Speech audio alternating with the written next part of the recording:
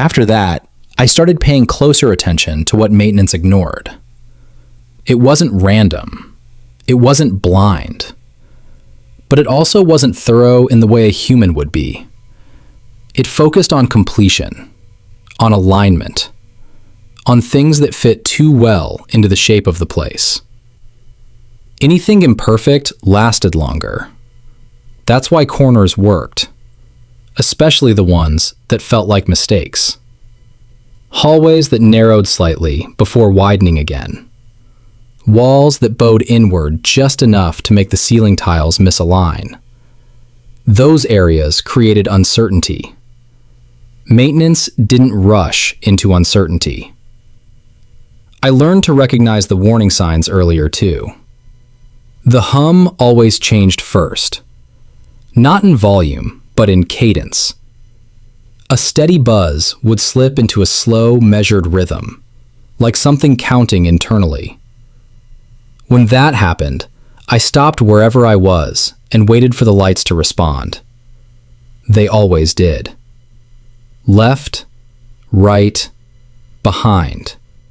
Never ahead. That pattern mattered. It meant whatever was moving through the space didn't need to see where it was going. It already knew. One maintenance window lasted longer than the others. I noticed because my legs started to ache before it ended.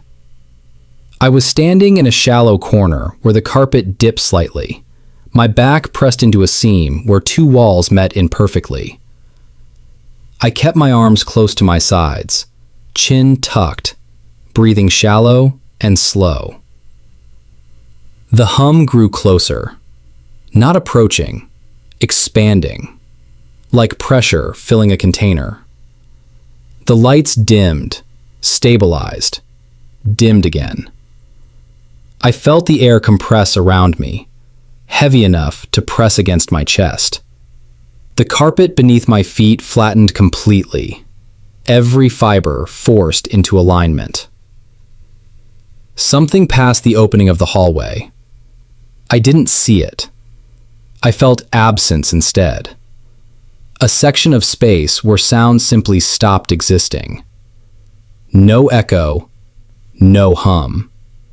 Just a clean, hollow void sliding past. For a moment, just one, I felt the urge to straighten up, to breathe deeper, to correct my posture the way you do when someone walks by too closely. That instinct almost got me removed. I stayed bent, uneven, incomplete. The pressure lingered, then receded. The hum returned to its usual irregular buzz.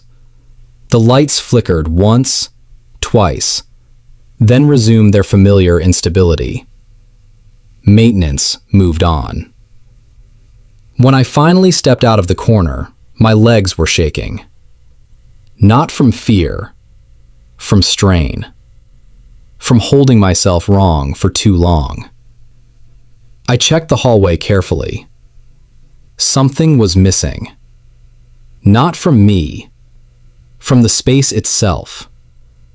A section of wall farther down, one I remembered because of a discoloration near the baseboard, was gone.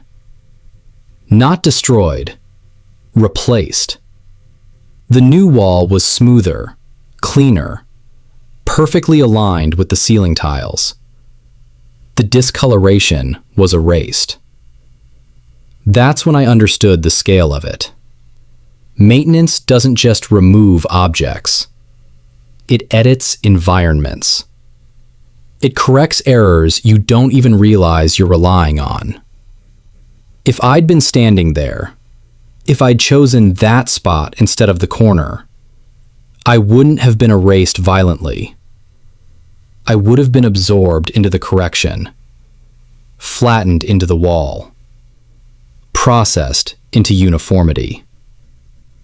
I sat down after that, carefully, in a place where the carpet was worn and uneven. That's another quiet rule. Never rest in a place that looks new.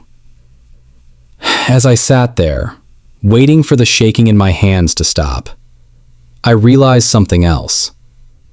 Maintenance had passed close enough to take me, and it hadn't.